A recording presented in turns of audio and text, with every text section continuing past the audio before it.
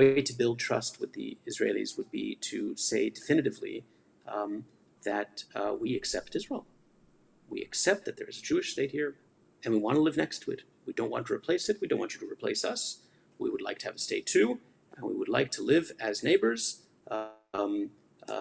two peoples who are both at home here, next to each other.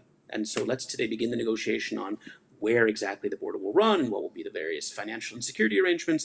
But to say very clearly that that's what Arafat was unable to do, not just unable to do, but he consistently conveyed to us that we were not accepted here, that he hadn't made the big step of reconciliation, not in the interim phase and not as we approached final status negotiations.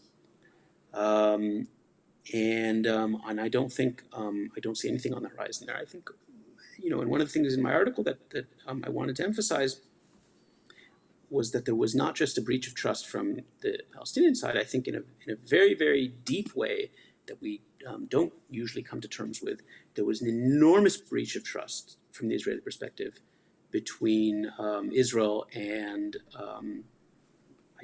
global public opinion or global liberal public opinion or whatever you want to call it.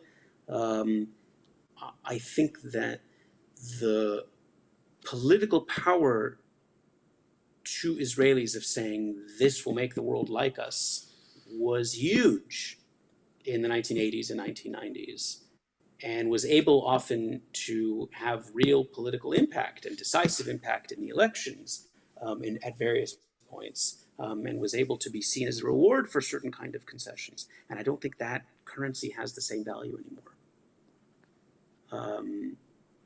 Not because we were so disappointed by the results of the peace process, but because when that whole thing exploded in our faces, we found ourselves even more reviled and even more blamed than we had been before.